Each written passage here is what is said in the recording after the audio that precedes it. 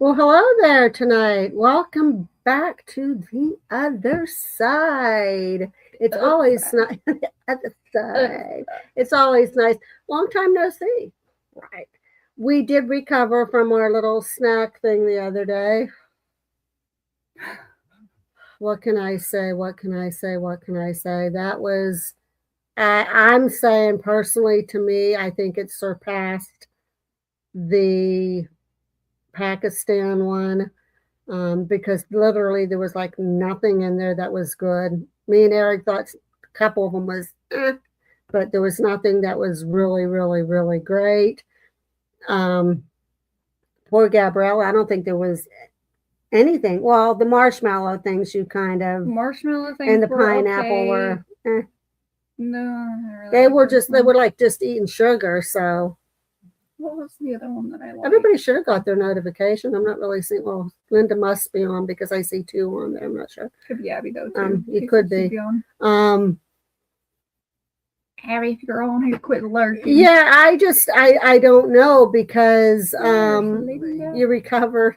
Yeah, we did. That's what we're just talking about. Like I went to bed that night. I thought for sure I was going to wake up and puke.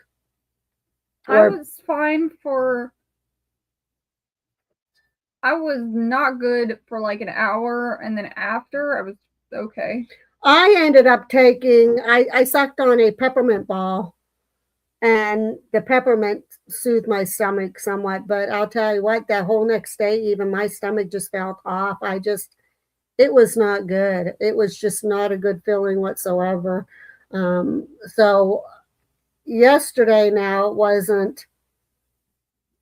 It was, we were sometime not right and sometime okay, but yeah, we got over it. I'm just hoping the next one, which is Poland, isn't going to be that bad. But from what I saw on that list, there are a couple things that's going to be questionable. So,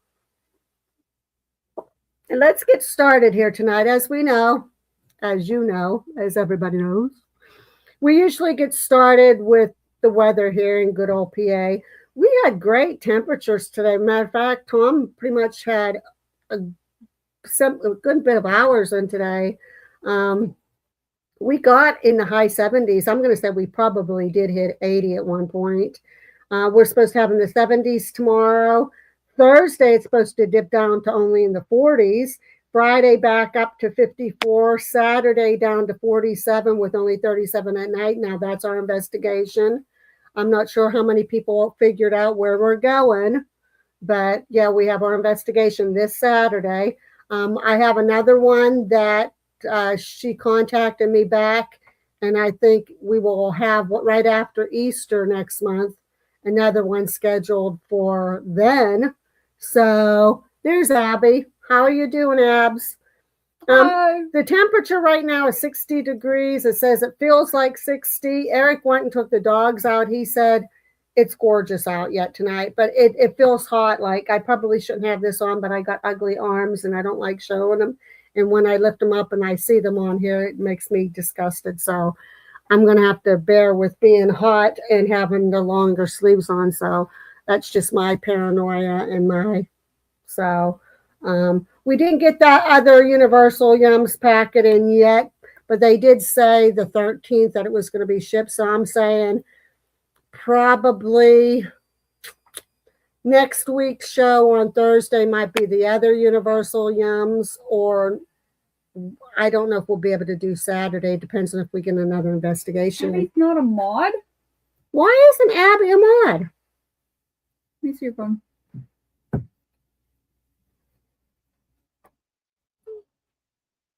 I thought Abby was a mod. She might be on Real Talk, but not on here. No, yeah, I never thought of that. So, Cactus in the house. I got, and in case she is listening in the background, I don't know if there's an old friend that I contacted today. She lived in a house, a big farmhouse on the hill. You might remember me talking about it a while ago, that it was one of the houses that we ended up, we got good fresh cow milk off of, and we used to sled down the hill and everything. I contacted her to see if anybody's living in that house because I know there was activity in there, and she said none of her family lives in it, but she's pretty sure that somebody else is because I wanted to investigate that.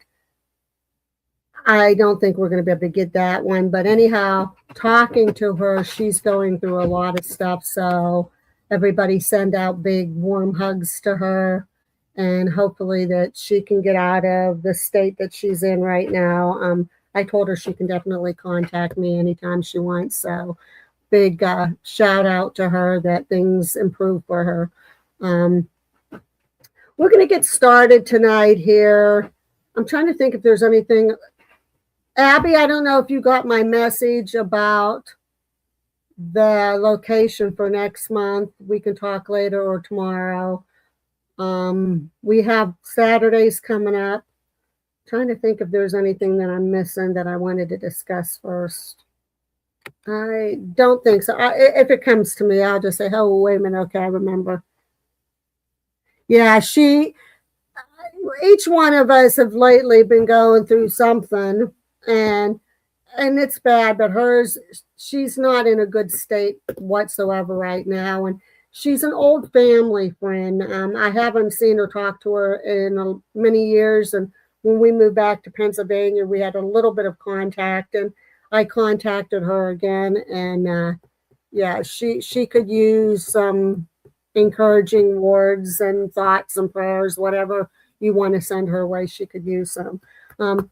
So Gabriella's feasting. So, Gabriella, this is going to be her baby tonight, but I'm just going to do the intro. So, as you noticed on the title is The Devil's Footprints. Imagine waking up after a quiet winter night, stepping outside into the fresh snow and seeing a trail of footprints. That's not unusual, right? You all go out, bunny tracks, deer tracks, whatever. But not human footprints, not even animal footprints, not animal tracks. They are perfect hoof-like prints stretching mile after mile across rooftops, over walls, even across frozen rivers.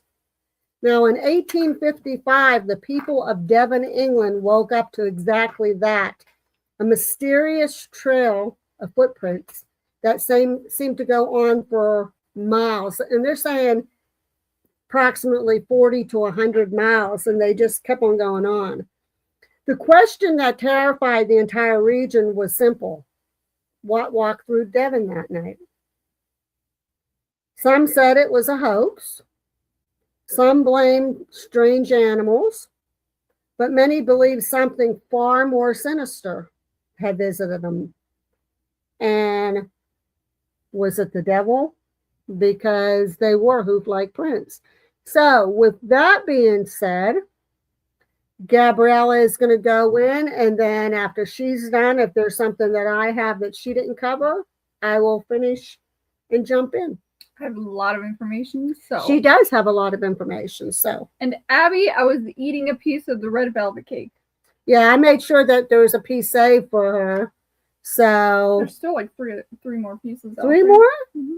Abby only brought out over like 2 pieces, and me and Eric had one, and the other one, well, it would have probably made 4 servings. So you must have took this. I took it, it was like a small block. Because I had a pretty good size piece, so did Eric. Like 3. You must have cut them small. But it's good cake, isn't it? Yeah, I told you. It was yummy cake.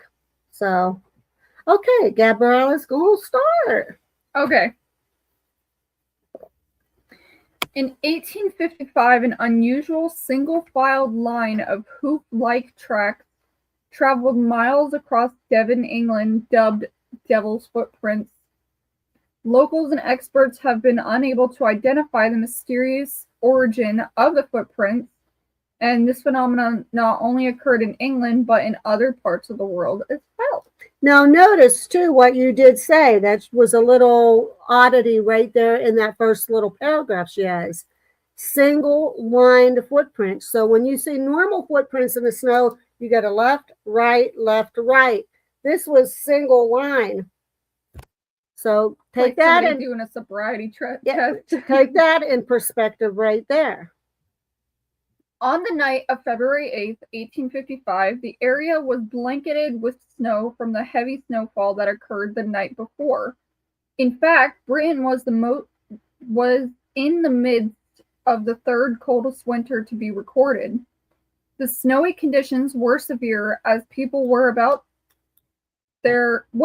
their daily habits. Upon waking up that bitter morning, rumors concerning a line of unusual hoof-like prints that appeared to have been freshly made. The individual prints reportedly measured around 4 inches long and 3 inches wide.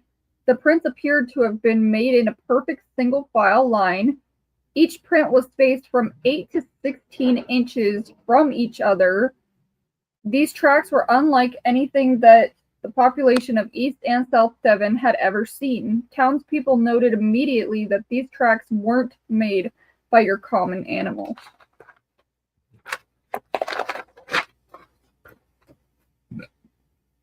Oh, that was not a good burp because I had pizza rolls prior. Well, I just don't want to smell it. Coffee break. Coffee. Okay. Reports claim that the tracks meandered. Let's just travel. Meandered through the snow anywhere from 60 to 100 miles. Other reports suggest that the prints appeared to have been scorched into the snow as if the snow had been branded by a hot iron. Whoa. What made the phenomenon even more unusual was the route that the tracks followed. Hi, Addie. Addie in the house. Hi, Addie. The tracks went over a 12-foot high wall, over roofing, along narrow fencing, through barns, haystacks, gardens, courtyards, across frozen lakes, fields, and even more suspiciously, up to people's front doors. The mystery of the origin of the tracks would be widely publicized in the local newspapers. One newspaper read, "Since the recent snowstorms, some animals have left marks on the snow that have been driven a great many inhabitants from their property." Now, mind you, this is going to sound weird because this is an England newspaper. This isn't this is how they talk. I can't control the way that they talk, and so yeah. Yeah, you can. I can't. And caused an uproar of commotion among the inhabitants in general.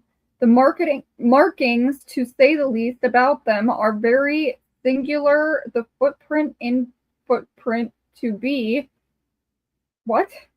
If footprint it be, is about 3 inches long by 2 inches wide, exactly in shape like a donkey's hoof. The length of the stride is about a foot apart, very regular, and is evidently done by some two-footed animal. What renders the matter more difficult of solution is that gardens with walls 12 feet high have been trodden over without damage having been done to shrubs and walks. Wow. Townspeople began to speculate about what or who was leaving these tracks behind. Religious folk speculated that the tracks were caused by the devil himself, hence the name. On the other hand, more rational theories encompassed everything from hoaxes, the distorted tracks of mice, birds, rabbits, badgers, ponies, horses, and even escaped kangaroos. Now, keep that in mind. And you're talking about any animal, even, okay, if it's a 2-footed animal, you would have had been hopping on 1 foot to make a single line. If it was a 4-footed animal, there would have been double prints. It would have had double prints, or since it was in a single line, it would have had a hop on just 1 single foot to make a single line. Now, or if it was only born with 2 feet, then it would hop like on those 2 feet and go whoop whoop whoop whoop. Yeah, but they were singular. They weren't side by side. No, I mean like on the same side. So like they have their front leg and their back leg only. And they're hopping. That would create a single file line if they were hopping. So you're saying an animal that was born deformed that only had either the left side legs or the right side legs? Yeah. Okay. That, I mean, it makes sense. Travel for miles and miles. They're saying up to 100 miles. Okay, so that's the part that doesn't make sense. But if we're being rational here, then it's a 2-footed animal that was hopping, which would explain the distance of each hoof. Stay tuned as at the end of this part, we will have Gabriella's whole entire theory after all the evidence comes out of what she thinks may be the cause of this. I'm interested. I really am. You know, I tease and pick on you, but I love your theories. I really do.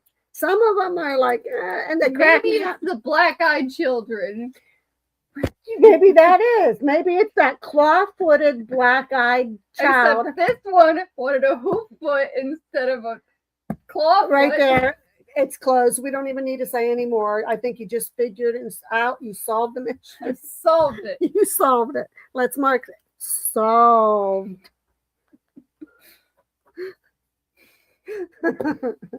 Anyway, more unique theories included things like raindrops falling and creating distinctive depressions in the snow, or that a weather balloon had drifted downward and dragged across the ground.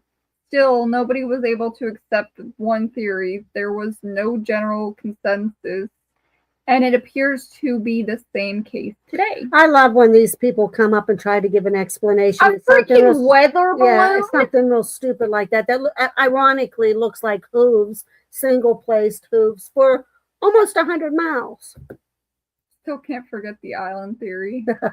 I love the island theory. I love the Bigfoot one. You mean my Wendigo theory? Yeah, that was the island. And then I still, the claw, dark-eyed children, and the island, those Bigfoot, mind you, was hilarious. I mean, that was the beginning of it all. But the Wendigo and I can't laugh, because if I start laughing, I'm going to start coughing. If I start coughing, who knows what might happen. So I got to cut it off. So anyways, we're going to continue. And Little Bigfoot. Little Bigfoot. On March 5th, 2009, there was a similar phenomenon that was reported in the same location. A resident named Jill Wade of Woolsey, North Devon, claimed to have discovered an unusual line of hoof-like tracks imprinted in the freshly fallen snow in her backyard. Wade reported the tracks to be approximately 5 inches long with a stride between 11 to 17 inches. The tracks stretched for about 60 to 70 feet across the garden in an arch-like shape.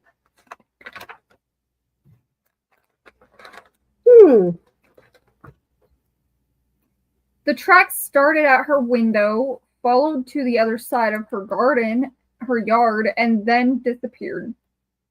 So what it kind of went like since it was an arch, it went like that and went and right into the outside of the yard and disappeared then.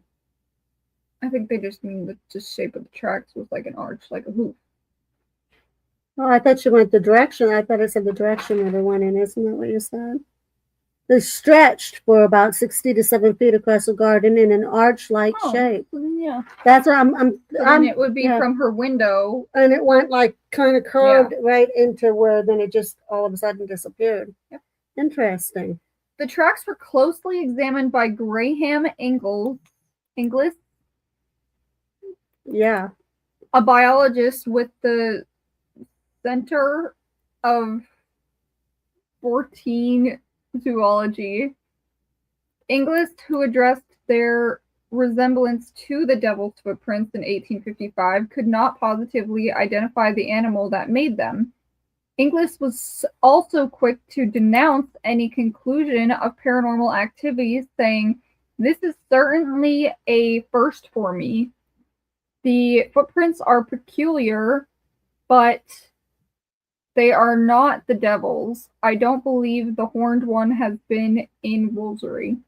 Personally, I think it belongs to a rabbit or hare, but quite an academic punch-up has started over it." What rabbit or hare has a footprint, unless it's one of those really, well, some of the rabbits in England did get big, but they don't have hoofs. Nope. Rabbits don't have hoofs. Nope. So I don't know. Some of these people, I think, graduated from Dingleberry School or something. I don't know. We need to collect all of Gabby's theories. We're gonna have a show sometime in the future. It'll be a Saturday gathering Gab, and I'm gonna have her go through all the stories we've already covered, and she's gonna give her complete theory of what she thinks the whole story was about. And we'll all be waiting willingly for you and excitingly. I don't have theories on everything. Well, then you're going to have to come up with some.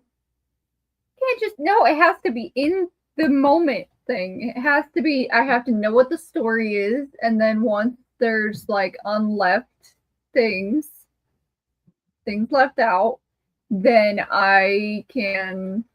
Okay, well, we'll have to see if you have a theory by the time this comes out. You started with yours. Maybe it could be that clawfoot kid. We don't know. He could have said, "Mom, I'm getting tired of my clawfoot, so now I want a hooffoot." So we don't know that yet. You never know. We don't know that. We don't. We just have to wait and find out. You look healthier today, both of you. We weren't doing good the other day, that's for sure. Well, I felt like I was turning green. Linda said that while they were watching it, we did turn green. I felt like I was. But I think it was just our camera or something. I don't know. And the guys with reversible white jackets will be waiting. Well, they're always waiting. They're just outside the door waiting for that now, one. Now, you guys, you've watched enough of our shows to know. That one out of line thing. They're waiting out there. We went above and beyond what's required to go. Anyways, back to this. Though the devil's footprints are most popularly known to have originated in Devon, there are more locations around the world that have reported hoof-like footprints that were never conclusively identified as an animal. Were they in the same pattern, do you know, as... I'm about to read okay. It. Okay. In 1945, near Everberg, Belgium, was another set of footprints that bewildered locals. On January 10th, tracks were etched into the snow on a hill behind a place called the Chateau de Morveau. Morveau. Yeah, because that would be E-A-U would be O. Like O. Okay. Chateau de Morveau. Okay. We're going to fight. No, there's going to be problems. There won't be problems. We love each other. We do. The prints, which represented hoofs, measured 2.5 inches long by 1.5 inches wide. The tracks were composed of a series of two prints 9 inches apart that suddenly formed a perfect single file line. The tracks were spaced between 12 to 15 inches apart and wandered for several miles throughout the country. Just as it occurred in Devon, the tracks followed an abnormal route. The tracks walked miles across the hillside, forest fields, and a stream. The tracks also went over deep snowdrifts, and notably, there was no sign of any animals' bodies sinking or buried within the snow, just the tracks.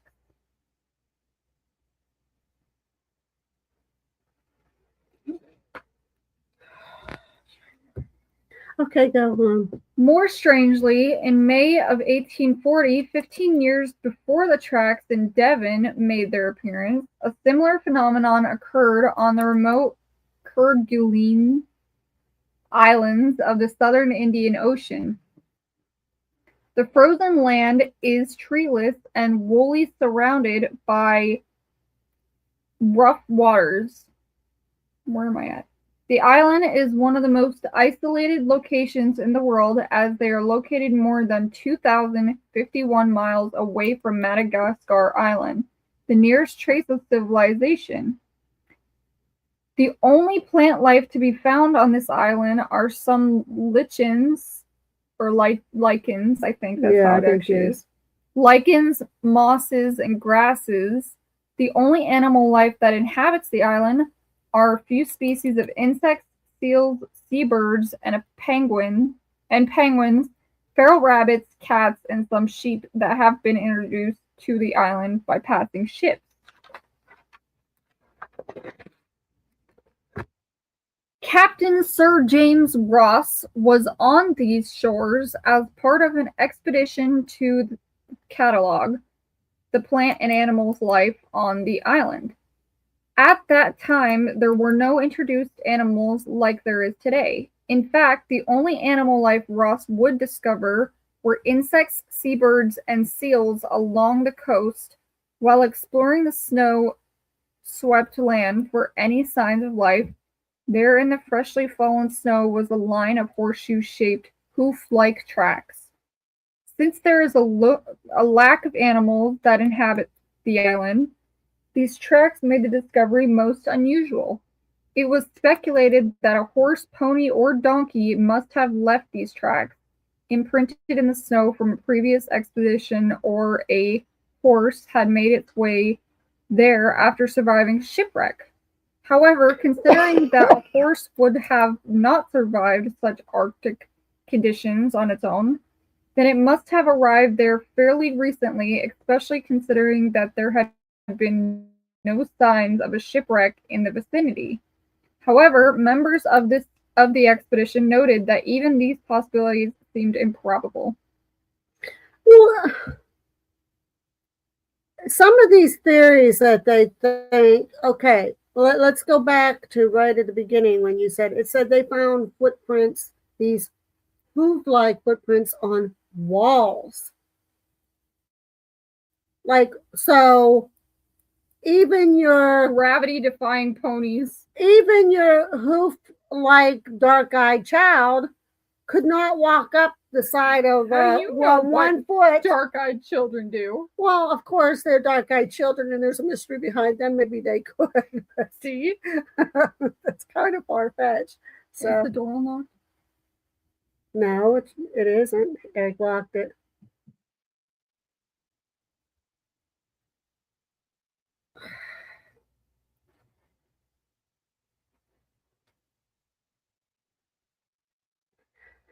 Interruptions. I'll be right by you. I'll tell you what this was about.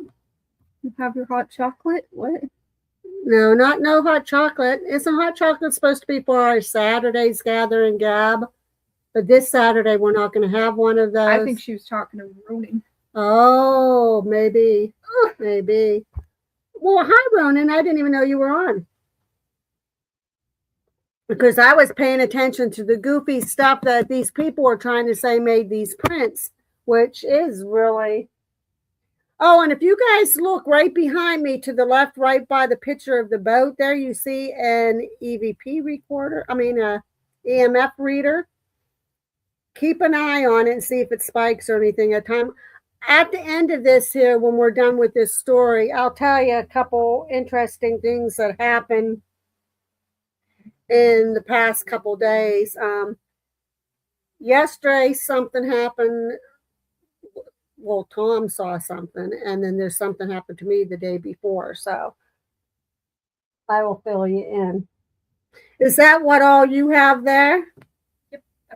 So I'll just go. Pretty much what I'm going to say is going to be a repeat of what she says, but jump in at any time. Jump in at any time. Yeah, I have my coffee with me too, because I'm going to be a little bit redundant, and there's a lot of the stuff she said, but there's a lot that we all have. I'm sure going to be big questions over. Mine goes like what happened on the night of February 8th through the 9th, which would have been the night of the 8th, which you said going into the morning of the 9th. 1855, after a heavy snowfall in Devon, people woke up to find long trails of odd hoof-like footprints stretching across the countryside. These prints were discovered across dozens of towns around the Eve estuary, including places like Evmouth, Tobsham, Dawlish, and Tynemouth. People estimated that the trail stretched anywhere from 40 miles to 100 miles in total. And what they look like is pretty much what Gabriella said. Witnesses described hoof-shaped prints like a donkey or a cloven wolf. Hoof. I cannot talk tonight. I don't think wolves. No, they weren't. They weren't hoof wolves. They weren't cloven wolves. Hoof wolves.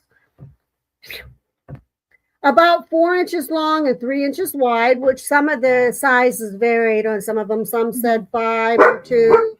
Okay, Max, enough. Max, quiet.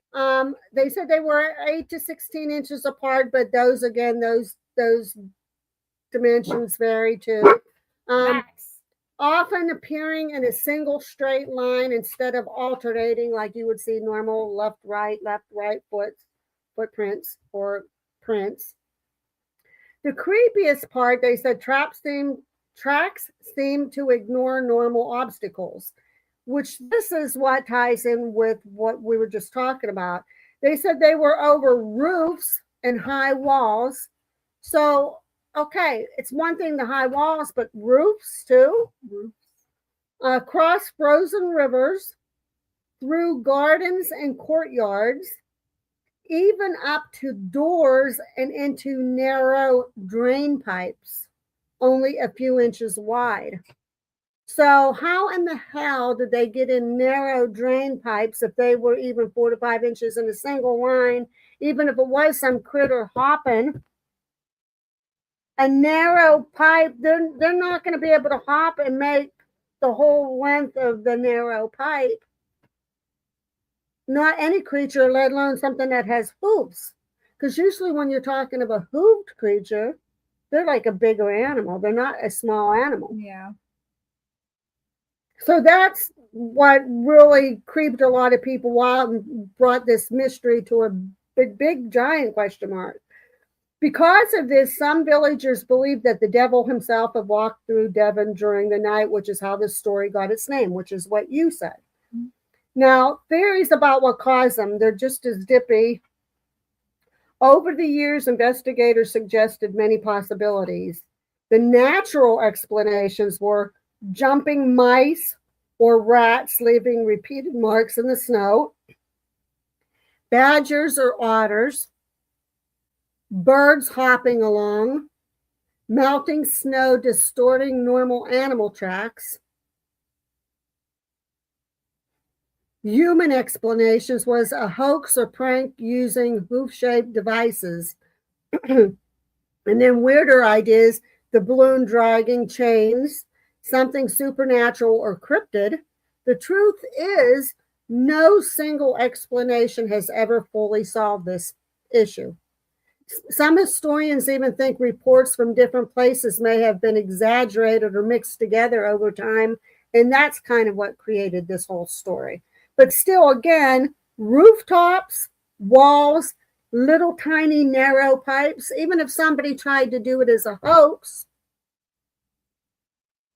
it wouldn't be perfect either. It wouldn't. It would not be perfect the whole way down. in random places. And if somebody's on your roof, you're going to hear somebody up on your roof. Mm-hmm. There's going to be regular footprints for somebody to get there to do the fake footprints. So it's just like something. Okay, let me see. Blah, blah, blah, blah. Okay, and that's basically all I got. I thought I had a little bit more, but that's basically well. So trying to fathom this whole thing. If it was alternating footprints and there was human footprints around it, then the hoax thing and the fabricator made up makes a lot of sense. But when you put all those other factors, and plus, 100 miles is a long distance. That's Abby in the shower. 100 miles is a long distance. Mm. That would take. They wouldn't be able to walk that far making those prints, so they would have to take a vehicle or some mode of transportation.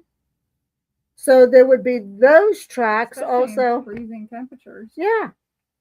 So how do you explain all that? See, and even Cactus, she made the left-right footprints. Maybe Cactus did it. Cactus. Maybe it was Cactus and her friend. They said, hey, you know what? But they were reincarnated from 1855, and the reason why they was reincarnated came back. Now, this is my theory, is because they did all that back in Devon, England, in 1855, and they couldn't go any further. They couldn't cross the pearly gates until they made things right from causing such a hoax and putting these people in such a panic that they got reincarnated into Cactus and her friend. And here they are trying to make things right and not do another hoax like that again. Bad Cactus. Bad Cactus. So your theory or your thoughts? I don't know. There's like the only way that somebody would have been able to like fake it. So that's for death. See? It's not just my crazy mind. See, Cactus, I figured them out. See, she's admitting to it. She's admitting to it. I knew there was something that was calling out to me involving Cactus. I knew it. Just call us Twinkle Toes. We'll never tell you how we did it, though. Twinkle Toes and Twinkle Toes. Twinkly D and Twinkly Do Twinkle Toes. They did it. They did it. Cactus and I, says Ronan. Ronan was in on it. Yeah, that's her thing. That they have to make things right. From shame on. They created such a panic. You imagine these poor people back in 1855 waking up and seeing this, and everybody's calling it the devil's footprints because they were hooved, and to find out here in 2026 that it was Cactus and Ronan all along because they had to be up to mischief. And back. Bears drove the getaway wagon. Must have been Magic Bears though, because they didn't have there was no tracks left. Well, it had to be. Well, maybe Magic was used. Okay, here's my other theory. Cactus was a witch. I know how they did it. This is my theory. Cactus was a witch. She could turn anything into anything she wanted. So she turned. I got a good theory. I got a good one. She turned some animal, into a two-legged hopping thing. And then when she found out that it like would get stuck on like parts of the house. How did it get in that little tiny pipe? She shrunk it. Oh, with her wand. Mm-hmm. Oh, okay. Or her twitch of the nose, like. Well, she didn't shrink. She made it. Or maybe she made the pipe bigger. And or that. Here's my theory how they did it. Dang, just putting my business out there. Your theory makes a shitload of sense and probably more than what I'm going to say. But And that's how they got away with the bear drive. well, The she bear- said about bear driving. I got that one covered. They had one of those bicycle built for $3, and instead of having the tires on it, they had the hoofed prints. So a bicycle, what is it's like that. So if they have the hoofed prints around the tires, and as they're driving along, pedaling along on the bike, it's leaving in that straight line those hoof prints. So there they are. They got the hoof prints covered, and they got their own tracks covered because they're riding this bike with the hoof prints on it. But how are they riding the bike over like roofs? I don't know how they did that one. They that's when Cactus's magical powers came. Well, if they could have stood up on the bike, they could have had one up the wall like this, going up the wall. But on the roof, maybe they had a ramp, and they hit the ramp up on the rooftop. Click, click, click down through the chimney, over the roof, onto the other side. They could have had the Claude child with them too. The little, well, it wasn't no Claude anymore, the little hoof now. And he or she could have been the one that somehow, kids can do amazing things, crawled inside those little pipes and did those footprints. But we got our answer there. We got it. We got it. Unicorn. Ronan. We flew off. And Cactus and bears. They did it. They were all, and bicycle built for $3. I just said, oh no, they got me coming up with theories. Pegasus and unicorns. We flew. See, they have their Pegasus and unicorns. See, it makes freaking sense now. It all makes sense. Cactus, your secret's out now, girl.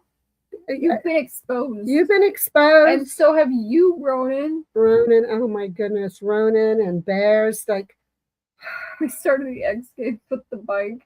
We told them that we were good in solving mysteries. Didn't we say that? We said we were good at it, and we got it figured out. Yep. Do you have any other conclusions with any of this or theories that goes along with?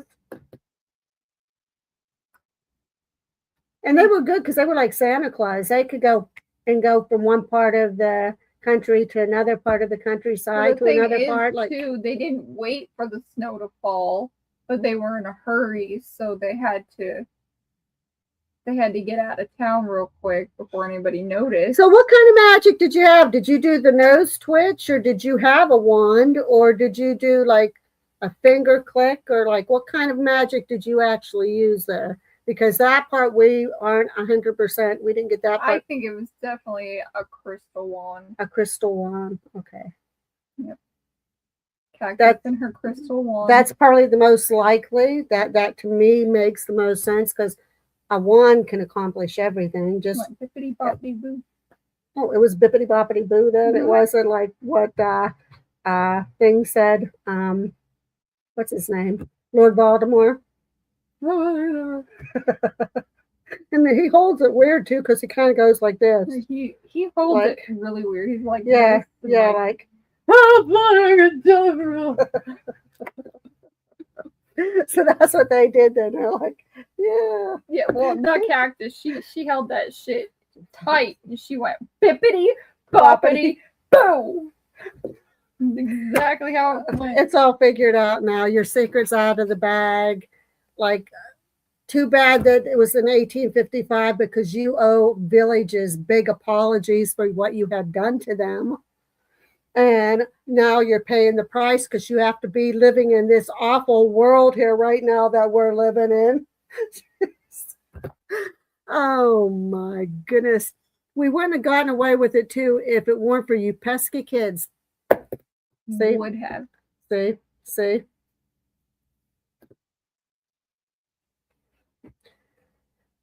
Meddling kids. We did definitely. We did. It's a way out there now. Does anybody have any questions or comments? We kind of segued. Well, we didn't segue because it actually ties into the story. but we kind of went way far over yonder. We went over that rooftop, over a hill, down the other side, through a valley, across that frozen river, and into who knows where on that one. And into a field. Into a field. Somebody's garden. Somebody's garden. That's how the footprints ended up at that lady's front door. That's it. We just figured that one out now. Damn. Isn't that eerie? It really is. Anybody have any suggestions or comments or anything? How about your theories? I just said, what were we talking about? What were we talking about? So, what do you guys think that it was some kind of an animal, or do you think it was a cryptid, or I'm kind, the devil itself is kind of far-fetched. I don't think it was the devil itself. But I think it could have been some type of cryptid that was like a shapeshifter too, because in order to get in the pipes, it would have to be from yay big to. My biggest thing is they said that some of the prints were like scorched into the snow. Yeah, that part was rather like it. So unless it stepped in something, that still doesn't explain. That's partly why they said they thought it was the devil. That doesn't explain. He'd be hot. How it would be in a single file line. I have a theory. It was a one-legged, one-eyed, purple people.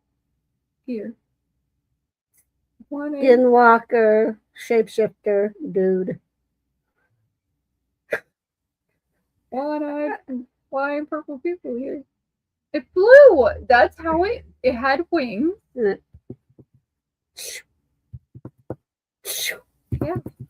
Okay. So what was your other theory you were going on? The devil was doing a runway show. I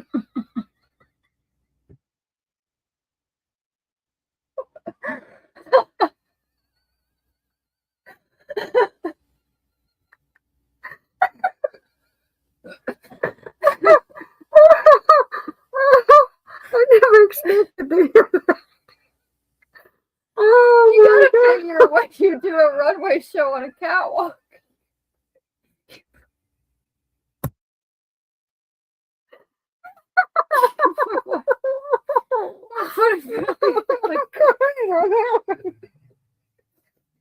I'm the devil. And tonight I wear these set of horns and I have this pitchfork. Yeah. Oh my god. Oh, I'm crying. He said it was too hot in hell. So he came up with it. I need and he was like, oh yeah. Oh my god. Oh my god. That one definitely made me cry. Oh my god. That was probably, no, that, I don't know. That would be right up there with the Wendigo theory. Can you sit there and envision the devil like, okay, folks, today I'm doing my runway show. I'm thinking he's got like a nice white leather jacket on, and he's just like strutting his stuff. And to accessorize this beautiful white outfit, I have these nice necklace things around my horns to accentuate. Jeez. Oh my goodness. Did he have diamonds on his hoof? Oh my god. He might have. He was a sassy devil. He meant no harm. Linda, do you keep Gabby in a cage and let her loose for life? Yes.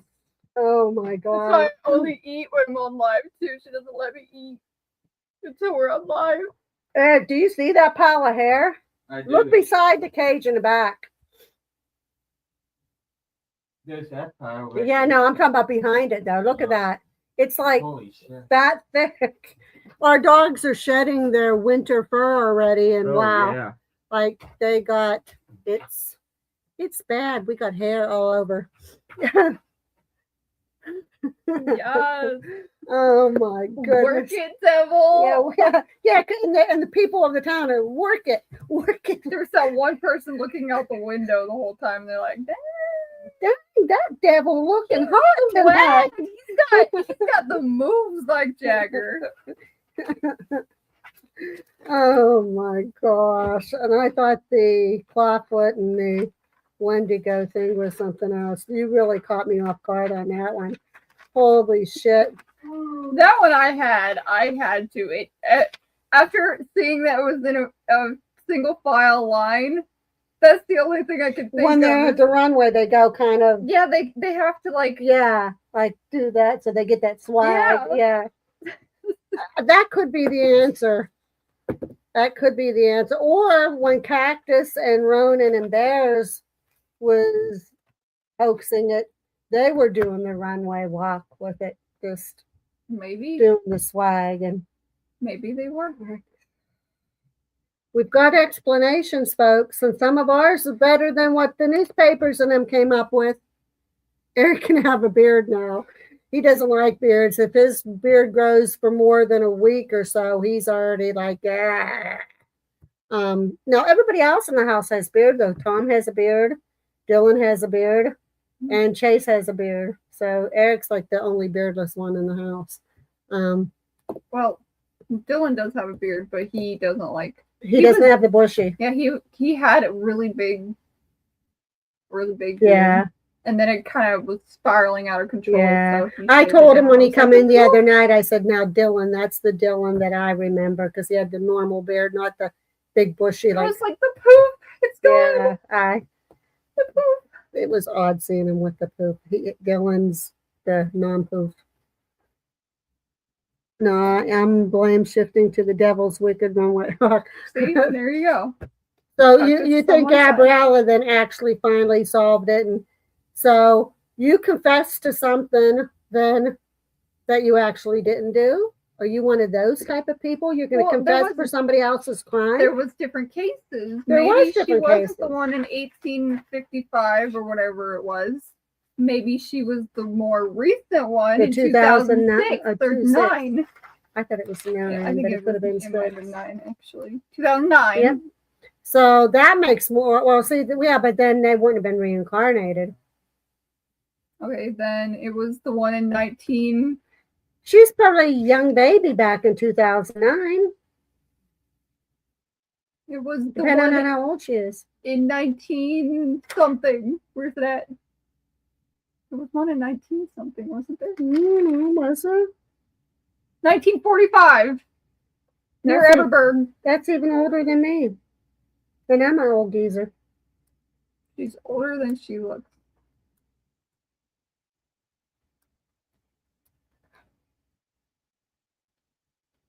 How old are you, Cactus? And how, well, we know what are you talking about? Oh my god. There, look at Abby. Yes, the dog's barking. Stop. Don't you?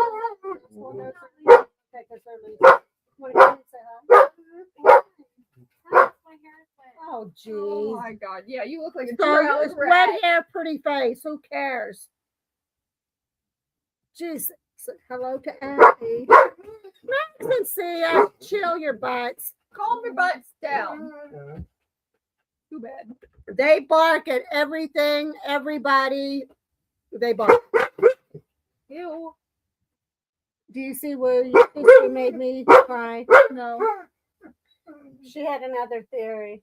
Oh no. This. You'll rewatch it and she made me cry. It was good. It was right up there with the Wendigos, and yeah, it was good. My favorite's still the children's class. No, I love that. Well, they were introduced tonight again. Yeah. Yeah, they were. Hello. We were talking about a lot.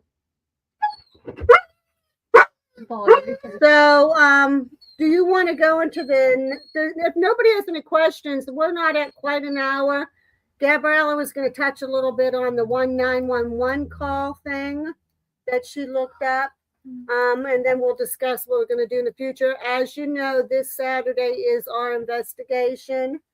I'm looking into some in northern Cambria, and Irene asked us what date we're available next month, what Saturdays. All right, I'll So let you know. I told her after Easter, because Easter's on the 5th, and so I said any Saturday after that. So, Fun. but Wait, All right. Hear my theory. I'm gonna head over. okay. Husby Hubby is sick. He's still So, sick. yeah, he's been sleeping all day. Give him that popcorn there, and it'll make him sicker. No. I thought your dad would like that. And your dad didn't even like that popcorn. Yeah, I don't mind it. You can have it. I don't want it. You can have it. So the guys with the reversible white jackets that when you go home, Abby Cappy eats home. What? Well, her theory. Is that her theory? Now, wait till you hear her theory. Oh, God. It's pretty darn cool. It really is. It's No, she said when you go home, tell the guys with the reversible white jackets that I need help. You do need help. Well, so do you. children. Great seeing you again, Abby. Hope your husband feels better soon.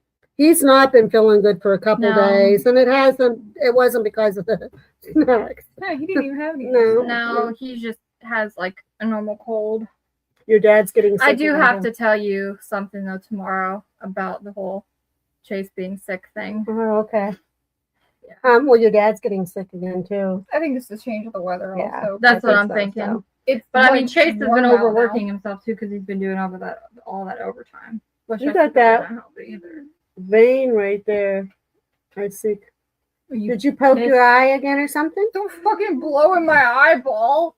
I don't need one of the eye exams where they go Because poof. it almost looks like it's a little swollen right I there. don't know. It Do you pops rub out. your eye a lot? No. Okay, here, look, I'm going to tell you before we All right, give me continue. a hug. I'm leaving. Before we Bye. continue. Yes. Yeah, I'll talk to you tomorrow, okay? All right.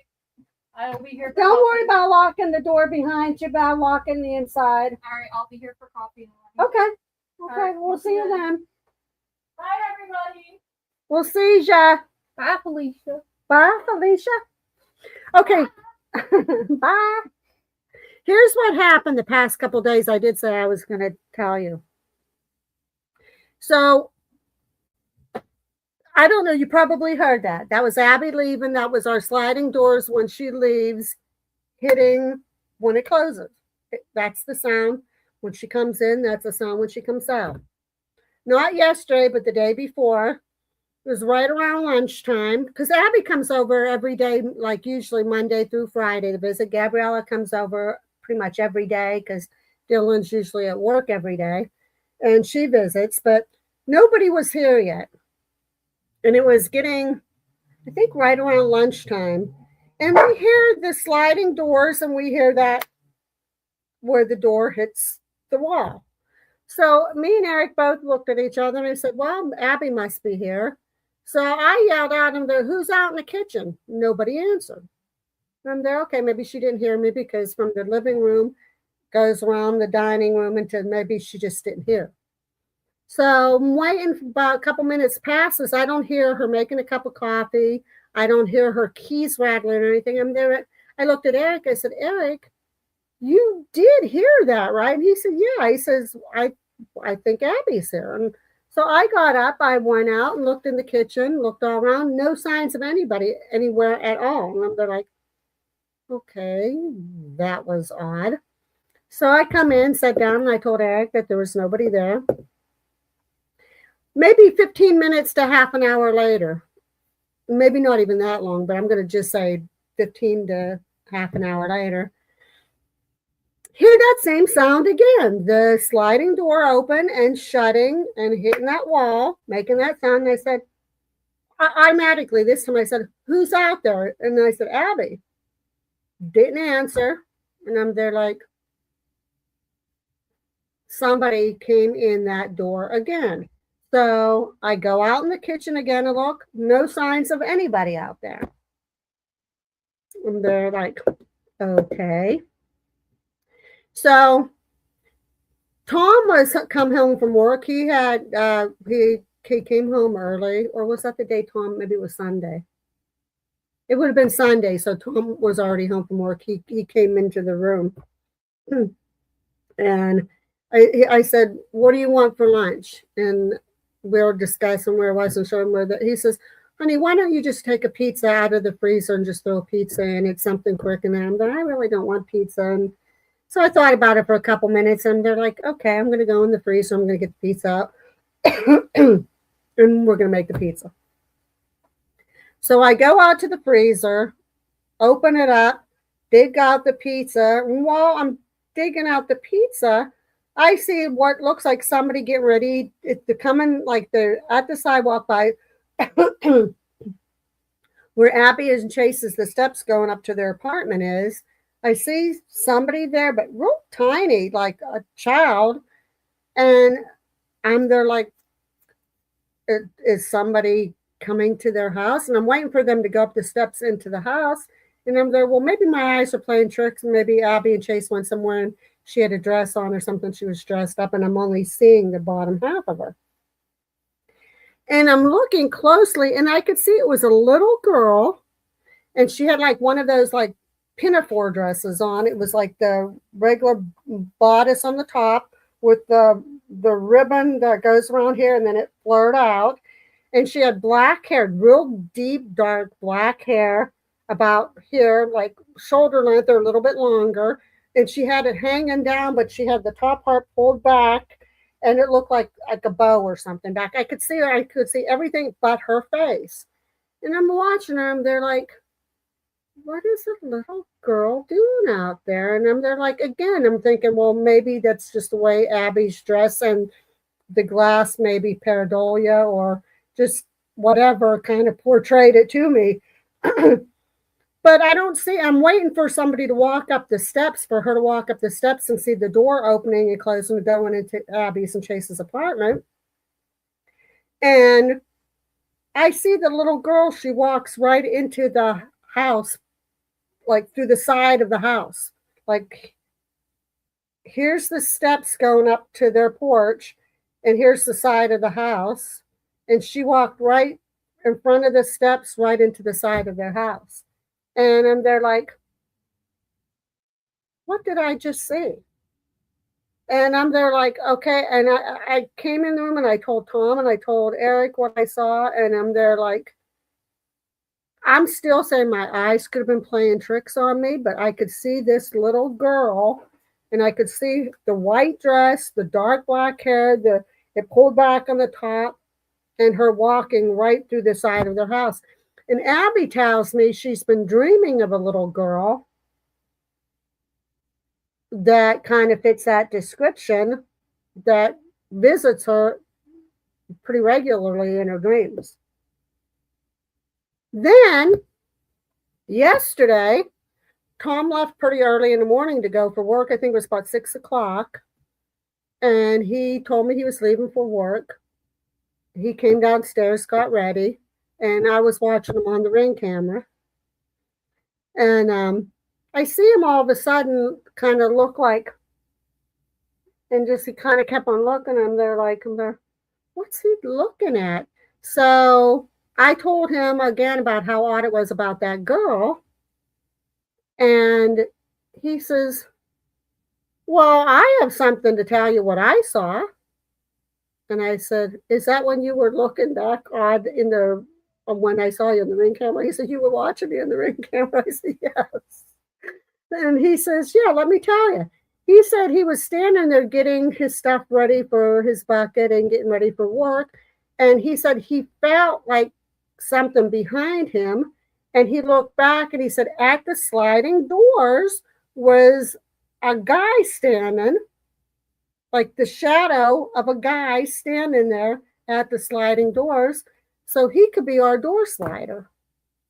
Why did that completely, okay, I was going to say, why did that completely black out? That was weird. So, and that's caught on our Ring camera. You could see him doing like a double look, which I can show you tomorrow. You can see him doing the double look, and they're like, what the heck is he looking at? And so we've had all these weird things, especially in the past couple of days. Our house is haunted. And it's like picking up for some reason. Max, hush. He just saw the guy too, for No, God's I sake. think it was you like that. Could be. Was that what was there before your house? From Linda, from what we were told when talking to some neighbors in this past year, there was a store. Well, connected to our house is the beauty shop. The beauty shop is where Gabriella and Dylan is. They're living in the beauty shop part of it, and the apartment Abby and Chase is living in is behind the beauty shop. But before it was a beauty shop and a house, there was a store here. So Max, what are you barking about, Max? So before there was a store here, some kind of a store was in this house because some of the townspeople said that they remember our house and they used to come here when it was a store. So before the store, I don't know, but there's been a lot of really, really, really weird things happening in this house. And so definitely our house is haunted. Jenny, if you are on in the back lurking and not saying anything, a big shout out to you. I said I would say hello. So if you are on here watching and listening, I hope this brings you some joy tonight, this show, and especially seeing my crazy daughter and her good theory. So I know you could use that tonight. But yeah, and the dogs do that too. Dogs, okay, Abby said the dogs are barking outside, so that's why, Max, and they probably hear the dogs outside barking. So that's what was going on in our house. So that's why Well, it looks like that's off now. I have that there.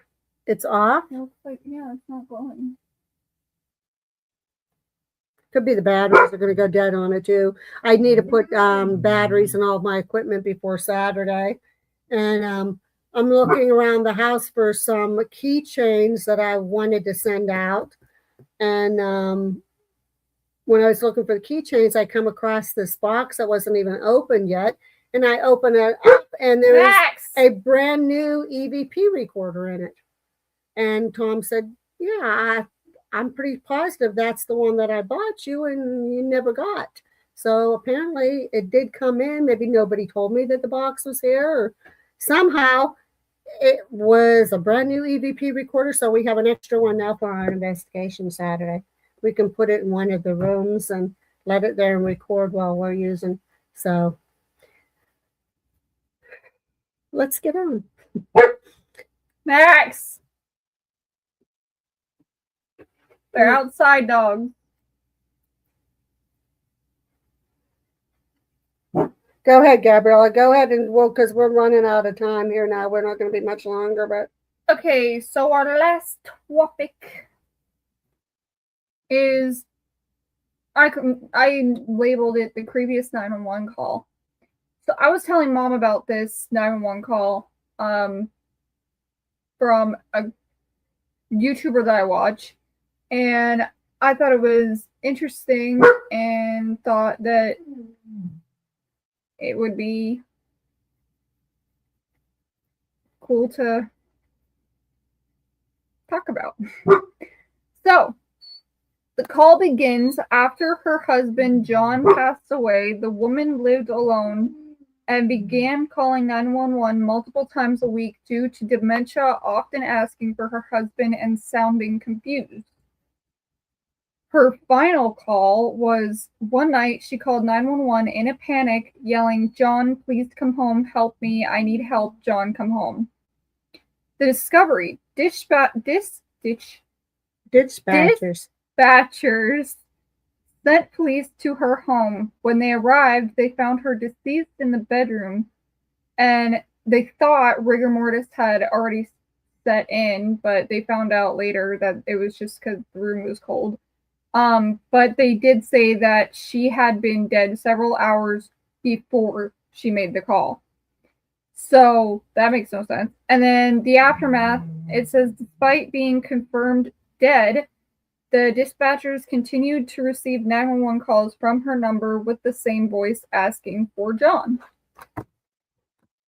The creepiest thing about this is the situation grew more disturbing when the house burnt down and the phone company confirmed her landline had been physically disconnected, yet the calls persist from that location.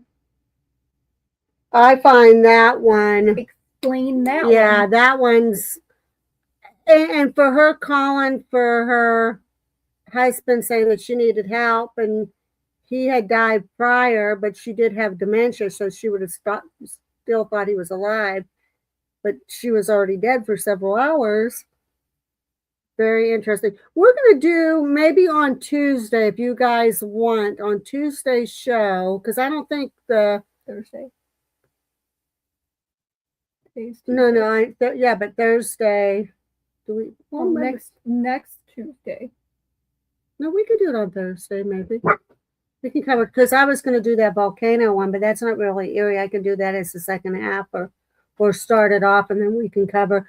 We can decide Tuesday, this Thursday for Real Talk, or Tuesday for the other side. We can do, I have a whole list of creepy 911 calls that, I mean, I could probably find more. Yeah. I'll read some of them That off here one. since we have a little bit of time, and maybe you can take note, mark some down, and we can look them up to go with. We can just have a creepy 911 call show.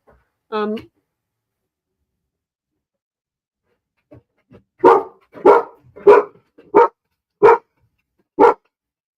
The Walking Dead. Put in, because I don't want to be leaning on there. Well, yeah, but I don't. If you're over here, then they might bark.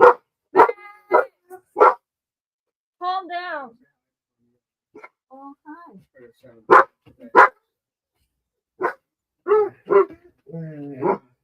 So Chase said hi. Everybody say hi to Chase. I don't know. Okay, so I have a whole list.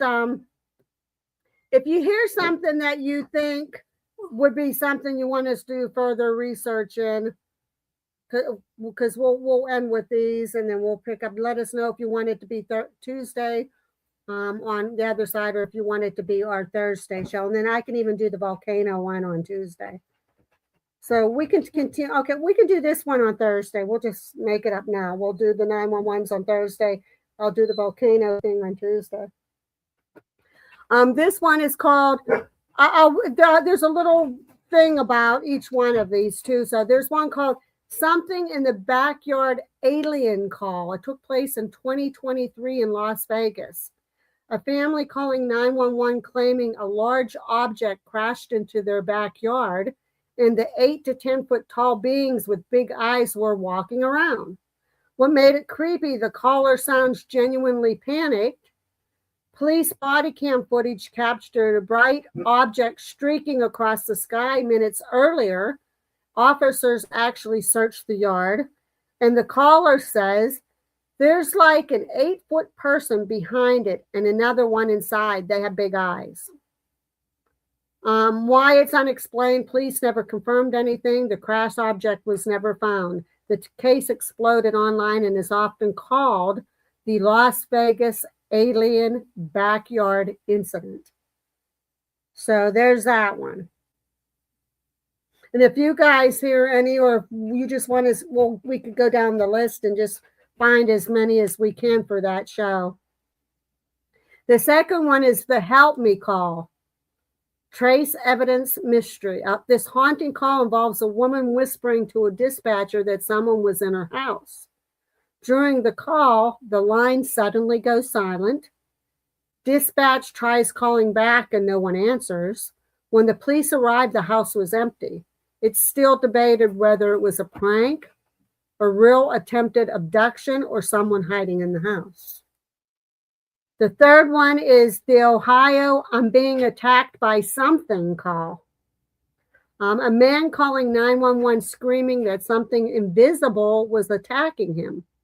You can hear crashing sounds, the caller yelling for help, then the call abruptly ends. When police arrived, the man was found dead outside. Authorities ruled it as natural causes, but the audio sounds like a violent struggle. And it says this one gives serious goosebumps when played on shows. So there might be the actual 911 call that we can get of that one. The Ohio, I'm being attacked by something call.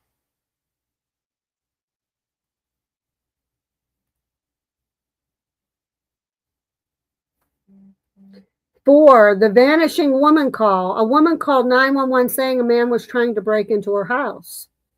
She whispers because she's hiding. She says she can hear him inside. The dispatcher stays on the line. Then suddenly the phone drops and the line goes dead. The police arrive, no suspect, no forced entry, and the woman claiming nothing happened and didn't remember calling. That one's interesting. That one almost sounds like it could be a prank. I don't know, though. 5, the unidentified creature call. This was in Clay County, where I don't know where Clay County is. A terrified caller reported a large creature attacking his dogs. He described a huge black animal standing on 2 legs, moving fast through the trees. Some cryptid fans think it sounded like the Mothman. Police never found anything. The mysterious Reno dispatcher call. That one's the one that This one? yeah. Yeah, connected to the show Reno 9/11 myth discussions, people online claim the real Reno dispatch recordings include bizarre prank or creepy calls with callers' reports. Ghosts in the house, demons in the basement, strange lights following cars. Most were never confirmed publicly, but some circulated in paranormal forums. It started, the one that with the dementia lady starts with an R. Here's the one there. The It was- woman whispers to dispatch that someone is inside her house. Ohio, the man on the roof. The man on the roof. A caller reports footsteps on their roof late at night. Police arrive and find no one there, but neighbors reported the same noises. The someone is watching me. A teenage girl calls 911 saying 911 saying a man is standing outside her window staring at her. Police arrive within minutes. No one is there, but footprints stop directly below her window and then disappear. What's it called? The someone is watching. Someone is watching me. About a teenage girl calling 911. The babysitter in the upstairs call. This famous urban legend involving a babysitter gets creepy phone calls telling her to check on the children upstairs. Police trace the call. It's coming from inside the house. So it's just like Scream on the movie. The West Virginia creature call in Clay County. This is the one there. They think it was the Mothman. So West Virginia. Yeah, West Virginia. The silent 911 line. Dispatch receives a call with heavy breathing but no words. They trace the call. They go to the house and it's empty, and the phone was off the hook. That one I think is another one that Mr. Ballin had on his YouTube. The child calling for his dead mother. A young boy calls 911 saying, "My mommy won't wake up." Police arrive to find the mother has been dead for several hours. The boy claims she told him to call for help.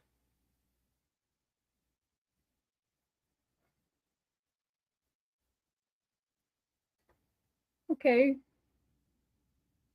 It could be that if he's a young boy, he could have just, from just the trauma of it all, got his time period different. Here's the Reno call again. Unseen attacker. Okay, the unseen attacker. These are actual call transcripts. The whispering caller, dispatcher. 911, what is your emergency? Caller, whispering, I think someone's in my house. Dispatcher, ma'am, are you alone? Caller, no, I can hear him. Dispatcher, can you get somewhere safe? Caller, I'm hiding in the closet. Then there was a loud creak, and the caller, oh my God, he's upstairs. And then the call disconnects. Call number 2, the one from the unseen attacker. Caller, someone is in my house, or something is in my house. Dispatcher, sir, what do you mean something?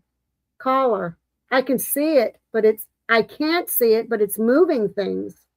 And then you can hear all these crashing noises and the caller screaming, get away from me. And then the call ends. The backyard creatures. Caller, there's like an 8-foot person beside the crashed thing. Dispatcher, 8 feet? Caller, yeah, they have big eyes. They're looking at us. I remember that case. Dispatcher, stay inside the house. It was not that long ago. They all saw something from their like back porch, and the teenager called, and 911 was like, is this a prank? And he's like, no, this is not a prank. There is literally something in our backyard that has like really big eyes and is like 8 foot tall. And the dispatcher was like being rude and thought that it was a prank the whole time and didn't help them at all. I don't know if the police actually showed up or what happened, but I do remember that case. Here's some more disturbing calls. The woman in the trunk.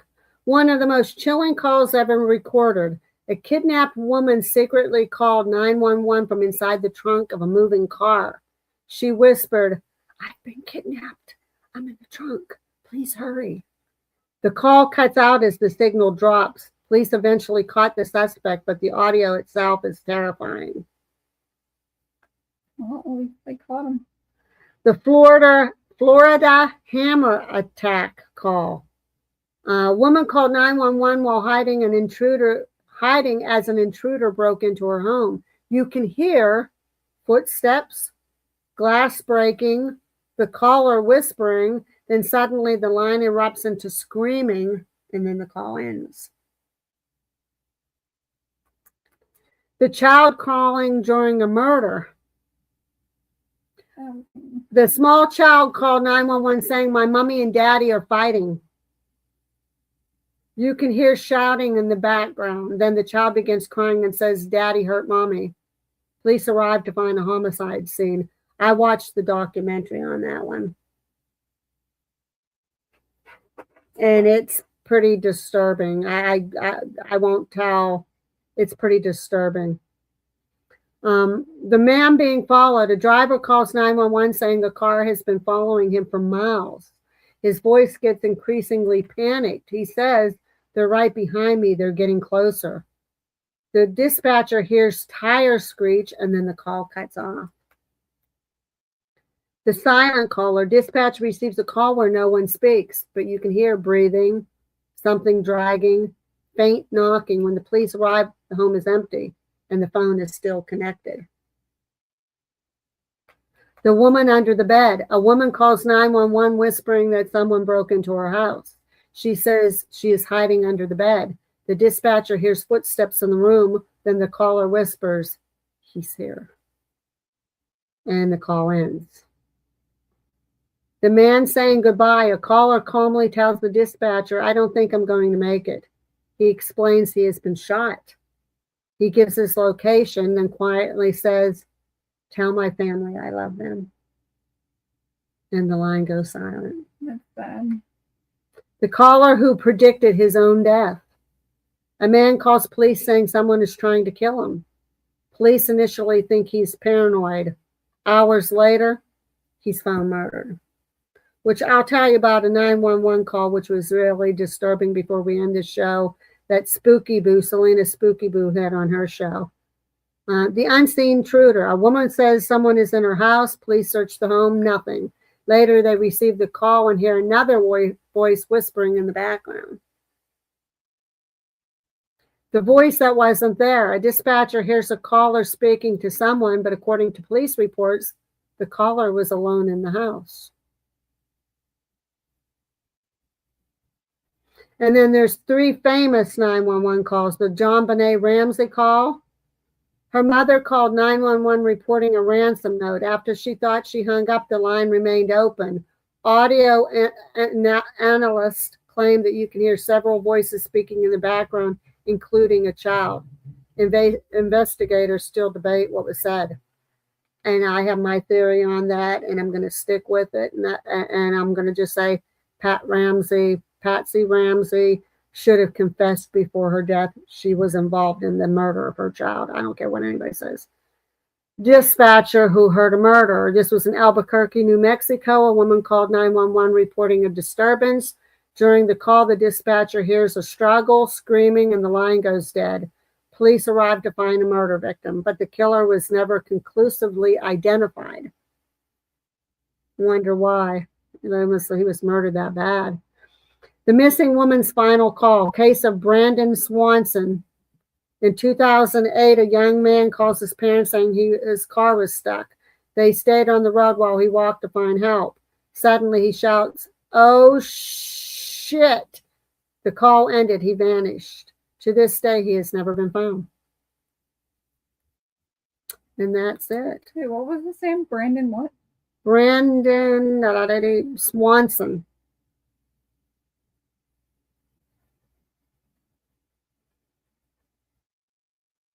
So we will cover 911 calls on Tuesday on the other side. Here's the one that's from Spooky Boo. She was doing a 911 show, and this one really, it hits hard, and it's kind of like the whole volcano thing that I'm going to do on Thursday, or on next week, rather. Yeah. 911 is going to be continued on Thursday. The volcano thing will be on Tuesday. But the 911 from Spooky Boo, apparently, I don't know where this took place at. I can't remember. I'll have to rewatch and I can bring it back up on when we do the 911. She calls, I guess there was some heavy rain and flooding and everything in the area, and she's driving. She hits one of these spots where she runs into, I guess, a road that had been flooded over. She probably didn't think it was as deep, and that can happen to anybody. She probably didn't think that it was as deep as what it actually ended up, and she hit it, and she got in trouble. So she calls up 911, and she's in panic mode like you wouldn't believe. Like, she's on 911 dispatch, and she's saying, "I don't want to die. I don't want to die. I'm caught here. I hit the flood waters, and I'm in my car, and I don't want to drown." Like, she's panicky. And the dispatcher says, "Well, why did you drive in the floodwaters anyhow? Why, that's what you get for driving in the floodwaters." And she starts crying. She says, I don't want to die, ma'am. I don't want to die. Please get me help. I don't want to die." And she's like almost freaking out. And the dispatcher says to her, "Well, maybe you'll learn next time and you won't do that again." Well, by the time 911 was sent to her, her vehicle had already drifted, and she didn't make it. She's deceased. Now, this is what's disturbing. The family, after finding out about the 911 call when what had happened, they wanted this investigated, and apparently, I guess they did do an investigation, but the dispatcher that was working for 911 was clearly in the wrong. She was clearly in the wrong, but she had put in her notice prior, and that was her last day working for 911. She was going to finish her shift up, and that was her last day. She resigned. They're claiming that because she resigned and it was her last day, that they legally couldn't do anything about it.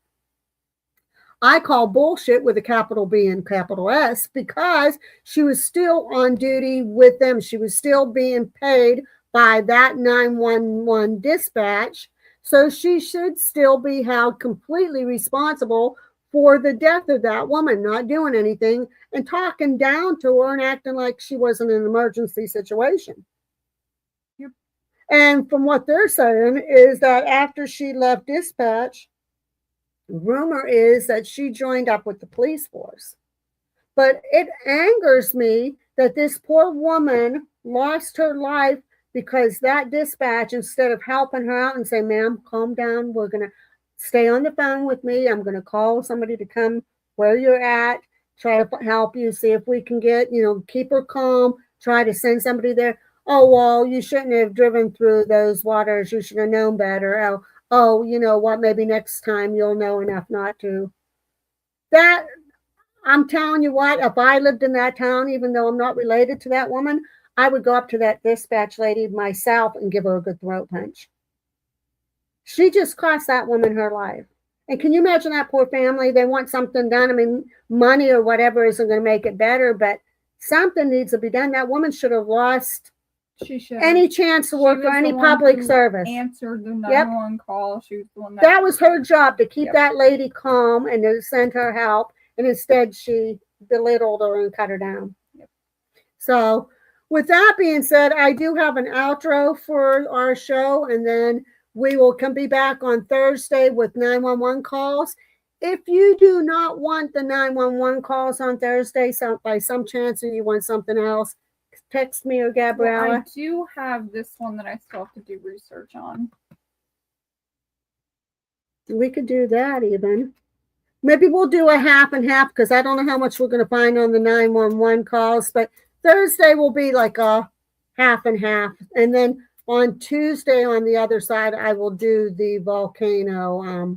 That one's pretty disturbing case, but it's another one like this 911 one that Spooky Boo did, that somebody should have been held responsible and yet nobody was. And it's pretty disturbing too. But with that being said, this is how we're going to end. Like footprints in the snow, a silent trail stretching across rooftops, fields, and frozen rivers. For one chilling night in 1855, the people of Devon believed something unnatural had walked among them. Were the mysterious tracks simply the work of an animal, a clever hoax, or something far stranger that science can't explain? Nearly 2 centuries later, the legend of the Devil's Footprints still lingers in the cold winter air, leaving behind one haunting question. If you woke up tomorrow and saw those prints leading past your door, would you follow them? Sleep well, my friends, and watch where you step in the snow. And with that being said, we're going to say, well, let's not stay tuned. We'll meet you on the other side on next Tuesday, and we'll see you on Thursday. Love you. Love you guys lots. We will catch you then. I hope you enjoyed the show.